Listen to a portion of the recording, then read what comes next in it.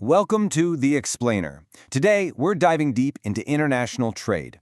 Now, I know, it might sound a little academic, but trust me, this is the invisible engine that's literally powering our world. From the coffee you drank this morning to the phone you're probably holding right now. So what's the answer? Well, it's definitely not just the store down the street. The real answer uncovers this massive, interconnected global system that's been evolving for, get this, thousands of years. It's a system that connects all of us in ways we don't even think about. So yeah, that journey, that's the story of international trade. Let's get into it and see how this whole thing actually works. First up, let's go back, way back. We're talking about the shift from simple barter to the billions of dollars flowing around the globe today. It all started with a really basic idea. Okay, so first things first, there's a key difference we gotta make. You've got national trade, right? That's stuff moving around inside a country, like, say, oranges from Florida being sold in Montana. But what we're talking about today is international trade. And that's when things cross borders, linking up entire countries, their economies, and even their cultures. In the very beginning, trade was super direct. It was literally, I'll give you my stack of wheat for your basket of rice. But you can probably see the problem here, right? What if the rice guy didn't need any wheat? This headache is called the double coincidence of wants, and it was a huge roadblock. So how do you solve that problem? Money.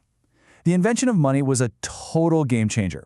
Suddenly, trade could explode, and that led to the creation of these ancient global highways that really started to connect the world. And you can see that evolution right here. We start with simple bartering, then boom, we get these epic trade networks like the Silk Road. After that, the age of discovery throws open the world's oceans, and the Industrial Revolution just supercharges the whole thing, setting the stage for the globalized world we live in now. I love this comparison. The Silk Road was basically the internet of the ancient world. Think about it. It was this huge network, more than 6,000 kilometers long, connecting China all the way to Rome. And it wasn't just for swapping luxury goods like silk for wool. It was a highway for ideas, for technology, for religion. It fundamentally changed both sides of the world. So when those land routes started getting complicated, let's say, controlled by rivals, explorers just said, fine, we'll go by sea. And this wasn't a small change. Take Vasco da Gama's voyage to India. He didn't just find a new route. The profits from that one trip were something like 60 times his investment. I mean, no wonder everyone started sailing. And then the Industrial Revolution basically turned the whole model on its head. The new playbook was simple and kind of brutal. Step 1, get cheap raw materials like cotton from colonies. Step 2, ship them to Europe and use new factories to turn them into finished goods. Step 3, sell those finished goods right back to the colonies, but for a massive profit. It created enormous wealth for the industrial powers. Okay, so that brings us to the modern era. What's driving the massive volume of trade we see today? Well, it all boils down to a few core economic ideas.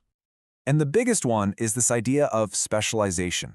It's pretty simple, actually. It's like, instead of every country trying to be good at everything, they just focus on what they're really good at. You know, China becomes the world's factory floor. India becomes a powerhouse in IT. You do what you do best, and you trade for everything else. It's just more efficient. So why do countries specialize in different things? Well, that's what this is all about. It comes down to some really obvious differences, right? Some places are just sitting on a ton of oil or minerals. Others have the perfect climate for growing coffee. And sometimes it's about culture. Like you just can't make an Iranian carpet anywhere else. These differences are the real engine of trade. All right, so with all this stuff flying around the globe, you can imagine it could get chaotic, right? It can't be a total free-for-all. You need rules, you need a referee. So let's talk about how the world plays by the rules. So countries need a way to keep score. And the main way they do that is with something called the balance of trade. Honestly, the best way to think about it is like a country's bank statement for the rest of the world. It's just a record of how much money is coming in from things they sell, that's exports, versus how much is going out for things they buy, imports. And it's pretty straightforward. If you sell more to the world than you buy, you've got what's called a favorable balance, or a trade surplus. You're in the black. If you buy more than you sell, well, that's an unfavorable balance, or a trade deficit. You're in the red. And that one little fact can tell us a whole lot about a country's economic health. And to make sure everyone is playing fair, there's a global referee. It's called the World Trade Organization, the WTO. Its whole job is to set the rules of the game and step in when countries have a disagreement. The goal is just to make trade flow as smoothly and predictably as possible. Now, the WTO isn't perfect, and it definitely has its critics. Some people argue that its rules tend to benefit the big, wealthy nations more than developing ones. And there are real concerns that in the push for totally free trade, important things like workers' rights and environmental protection can get sidelined. Okay, but trade isn't just about rules and numbers on a spreadsheet, right? It's about actual, physical stuff moving across the planet. So finally, let's look at the gateways of global commerce, the places that make all this possible. And yeah, we are talking about ports. These things are the absolute heart of international trade. They're the critical connection point between land and sea, where all that cargo gets loaded up, shipped out, and then unloaded on the other side. And not all ports are created equal. You've got your industrial ports. These are the heavy lifters, the ones that handle all the raw materials in bulk. We're talking mountains of grain, giant tankers of oil, shiploads of ore, the basic ingredients that fuel the world's industries. Then you've got commercial ports. These are the ones dealing with all the stuff you actually buy. We're talking about all those containers packed with finished goods, the TVs, the sneakers, the furniture, all ready to head to a store near you. And finally, you have what are called ports of call. The best way to think of these is like massive truck stops on the ocean highway.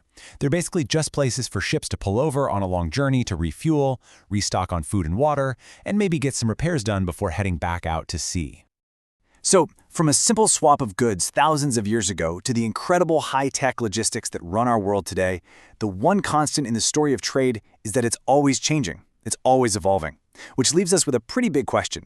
As our world gets even more connected, what is the next destination on trade's global journey?